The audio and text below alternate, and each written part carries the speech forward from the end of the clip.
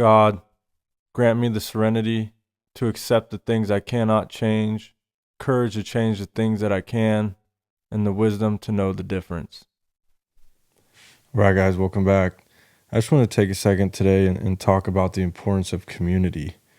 I'm seeing people out there struggling, and we as addicts have a tendency to isolate when we struggle. I know for me, my isolation started in my addiction where, it started out I wanted to party with people. And then as that progressed, I didn't want to share my drugs with people, and so I would isolate in my using. I didn't want people to know that I was using. I didn't want people to know how much I was using. And so I was hiding it. I was lying to people and I was isolating. And as things got worse and worse, my life got worse and worse, and things started coming up. And, I was never really taught how to deal with my emotions. It was stuff them down, and isolate and don't look at it. You know what I mean? And that always comes out negative, whether it's an explosion on other people or a self implosion. I'm having real issues inside my head, and we become our own worst enemy when we isolate. You're trapped inside of a sick mind in addiction, right? You're powerless over these drugs and alcohol, and you're full of fear and anxiety and shame and guilt and anger. And, that all comes out as negative stuff. For me, it came out as violence, and it came out as, wild actions. And it all started with that isolation. I've become my own worst enemy when I'm trapped. And we need to be around people, right? We're tribal animals all the way back, from our ancestors, right? We're made to be with each other. There's so many benefits of being around each other. You're able to share ideas, you're able to share in communion, we're able to share life, right? The struggles, the joys, we're able to comfort one another and bounce ideas off each other, just communicating. That's why one of the major punishments in the penitentiary is isolation, because it drives you crazy not to be able to communicate, to see, to have human contact. I've been there and it's freaking miserable. I've been there in addiction. I've also been in there in jail too, and there's no difference. Honestly, being isolated in your mind and in addiction is sometimes worse than anything that, a penitentiary can throw at you. And, it goes hand in hand with addiction too. We need to be part of a community. As hard as it is to go to these rooms and to raise your hand and say, my name's Blaine and I'm an addict and I need help, we need to do it. We need to be around other addicts. We do this together, right? We cannot do this alone. And I've tried, I'm living proof. And there's lots of people that try to do this themselves and fail over and over and over because they're not willing to be honest with other people. They're not willing to be vulnerable with other people.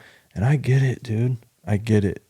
It's very hard for me as a man to ask another man to help me with anything, let alone talk about my feelings and my emotions and talk about the skeletons of my past. Like, are you joking?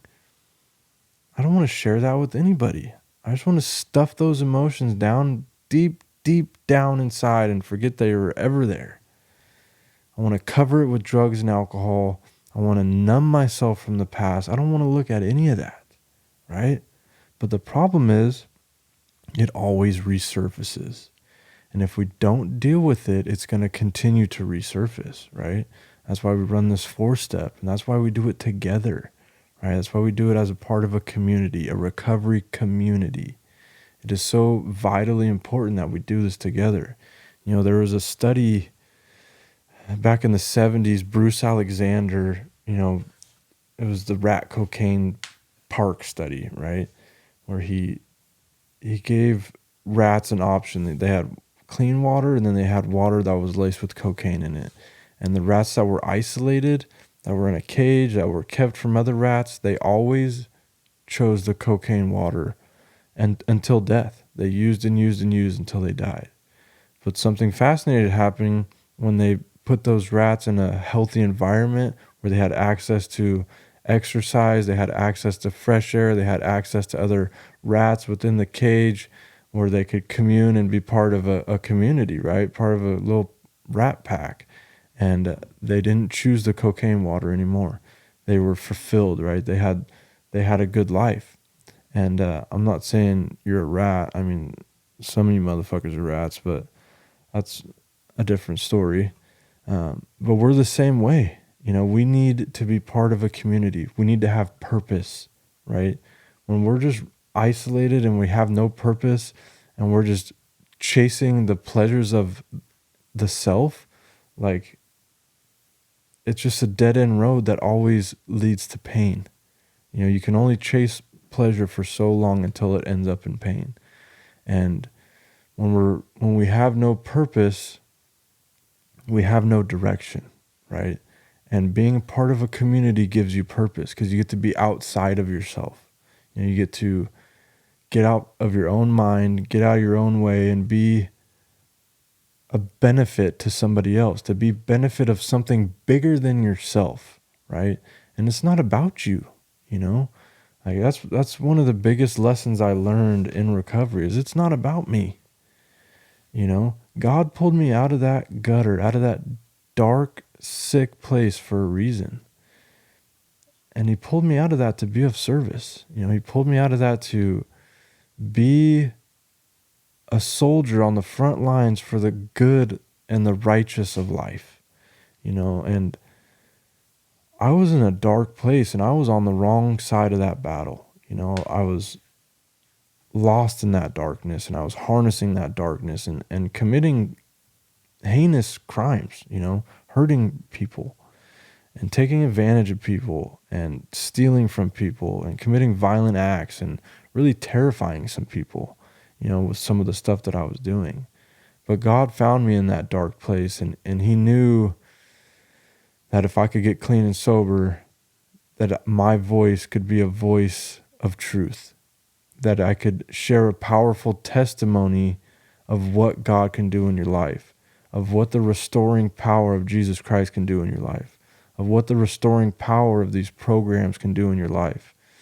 But you cannot work these programs alone. That's just not how it works. You have to commune with another person. You have to share that trauma with somebody that's been there, right? That's how we connect in recovery, is one addict helping another. And we connect by that shared trauma initially, right? We talk about all the things that we've been through, all the negative emotions, all the war stories, right? We connect on that level, especially with a new addict, right? And as that relationship grows, we connect on terms of serenity, right? We talk about the peace that we have in our lives. We talk about the progress that we're making in recovery together. We talk about the healing, the transforming, right? We talk about all the positive things and we connect in that, and we connect on all these topics of recovery, and we start to identify differently. Whereas before I identified, as this like outlaw guy, as this tough guy, macho man, didn't deal with my emotions. I don't need anybody, right? I don't need a community. I'm a lone wolf, right? That lone wolf mentality, it will not get you to the top unless you're willing to sacrifice everybody in your way. And you know what the top feels like? Fucking lonely, dude. There's no one to share your joy with. You're not going to have any real relationships because you're the only one there. You've sacrificed everybody else along the way. And unless you're a narcissist, that's not where you want to be. I have peace and joy just sharing a meal with people, right? Sharing a conversation, sharing space and time, right? Being present with people. And don't get me wrong, like, I love my alone time, and you need time to yourself, right? We need to be able to tune out from everybody and like collect our thoughts and meditate on what's going on in our lives. And like, I really need time to myself to have a healthy mental health space. Like, I need it. But I need my people. I need my tribe. I need my culture. I need my family, you know, and my family gives me that purpose, right? It gives me the reason to get up and to go to work and grind and grind and grind and pursue these dreams and ambitions that I have, and these dreams and ambitions that I have for my family, right? To give my family a better life than I had, to give my family the life that I feel like they deserve, right? That gives me purpose. But it doesn't have to be your family. If you don't have kids, I initially found purpose in God, like realizing that it's not about me. It's not about me. It's about Jesus. You know, it's about being more like Christ. And Christ is a living and holy sacrifice, right? The ultimate sacrifice for us. And that's how I want to live my life, as a living and holy sacrifice for the God that saved me from that dark place, you know? And imagine if somebody saved your life, right? Imagine if you were dying, like gunshot wound, dying, and somebody came up and put a tourniquet on you and just totally saved your life, right? You'd be willing to do pretty much anything for that person, right? And that's how I feel about God. That's how I feel about my Creator. When I was completely lost and deserved eternal damnation for some of the things that I was doing, or that's how I felt anyways, He came and offered His hand and pulled me out of that dark place. And so now, you know, I've made this covenant with Him ever since I've been sober, that I just want to be of service. I want to live my life no longer for myself, but to be a living and holy sacrifice, to be of service to a purpose greater than myself. Because when my purpose is self, I'm a freaking riot. You know, I pleasure seek and I pain seek too, you know. When it's all about me, I'm a mess, bro. I'm a mess. And I end up drug addicted, strung out, alcoholic, hurting the people that I love, you know, no purpose in my life, just spinning my wheels, you know, not able to hold anything together, powerless and unmanageable, and mentally ill, you know. That's where my mind gets me, especially when I isolate, right? Because I isolate everybody away from me with my actions, by acting crazy, right? By committing these crimes, by all of the drug addiction and alcoholism that I'm, you know, doing is just, it isolates myself. Nobody wants to be around me. You know, it's not a freaking mystery. You know what I mean? And if you're there, it's not a mystery why you're there. Take a look at it. You're not a victim. Okay? If you feel like everybody's abandoned you, you know, nobody loves you, nobody cares about you, you need to stop playing the pity games, you know, and like take a cold, honest look at yourself and your actions and why you're at where you're at. Because I know for myself, when I was down and out and I felt like nobody cared and everybody abandoned me and you know, I was isolated and you know, I just wanted to die, like it was all my own doing, you know. And I know that for a lot of people that's the same way. And it all starts with, you know, admitting that, right? And then reaching out to a power greater than yourself and showing up in these communities, right? Go to some of these rooms, go to Faith Fueled Recovery, you know, and raise your hand. You don't even have to raise your hand, just talk to somebody. You know, we have to talk. We have to get our feelings out. We need to express the way that we feel. Because I know for me, when I don't express myself, it comes out freaking sideways, dude. It comes out as aggression and anger, and it might not come out right away, but it builds and builds and builds, and it might be one little thing that makes me snap, you know, but one wrong decision and I could be gone for a long time, you know. I can do a lot of time in prison or I can die, right? And that's another thing, like, to go back to the isolated using, you know, when I was using, you know, I was smoking heroin by myself in a car, drinking by myself in a car, whatever it was, at my house, whatever. Now, it is dangerous to use by yourself. With the fentanyl going around in the streets today, you should be using with other people if you're going to freaking use, because you could take one hit too many or off the wrong stuff and it's over. And if you're isolated, nobody's there to see you overdose, you're dead. You know, you're dead. And that's a real hazard of isolating.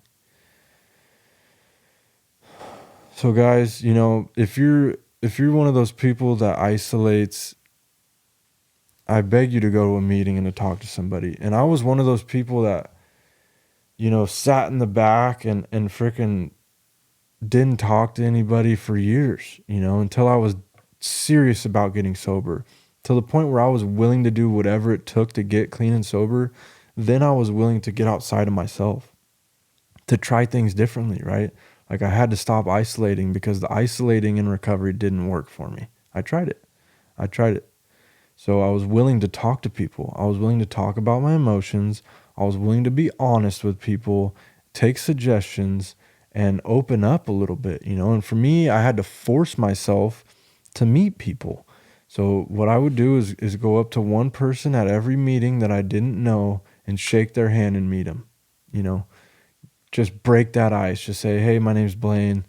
Nice to meet you, whatever, and start a little conversation. It doesn't have to be long. Just shake their hand. Even if you just shake their hand and say, hey, my name's Blaine. Nice to meet you.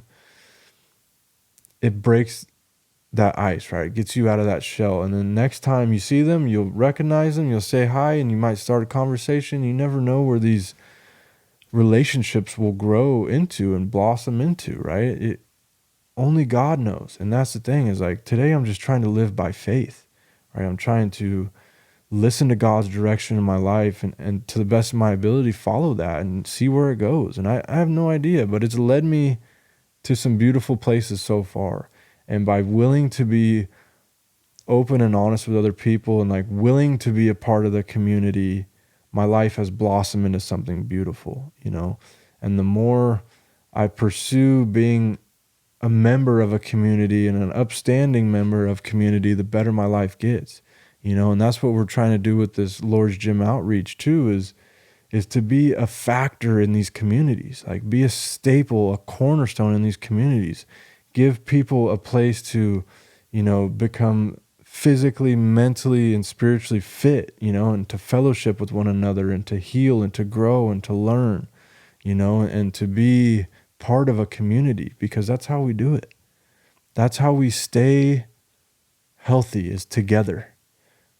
That's what the enemy wants, is to isolate us, to separate us from each other. Because when you're alone, you're vulnerable, you're weak, right? Two is better than one, right? And it says that in the Bible. In Ecclesiastes 4:9-12, two are better than one, because they have good reward for their toil. For if they fall, one will lift up his fellow. But woe to him who is alone when he falls, as he has not another to lift him up. Again, if two lie together, they keep warm. But how can one keep warm alone? And though a man might prevail against one who is alone, two will withstand him. And a threefold cord is not quickly broken, right? We're stronger together. And when we're all on the same accord and all focused on positivity and helping each other in a good direction, we're unstoppable, you know? And when one of us falls, one of us picks us up, right? But we have to be willing to be honest with each other and to be there for each other. It's not about me and it's not about you. It's about us, right? So I beg you to try to be part of something greater than yourself. And when you are part of something greater than yourself, you'll find that purpose in your life. And when you find purpose, you find direction and you feel good about yourself. And we just do that one day at a time, you know, and those days add up, and all of a sudden we've built a community, you know, of people that care about each other, of people that are, you know, uplifting and positive and on the right path together, you know, on that red road together towards eternity, you know, towards heaven, you know. And that's the goal, is to bring more people to God, to bring more people into the fold. And we do that by being a shining light and an example in our communities. So stick together, stay together, and bring one another up. Amen.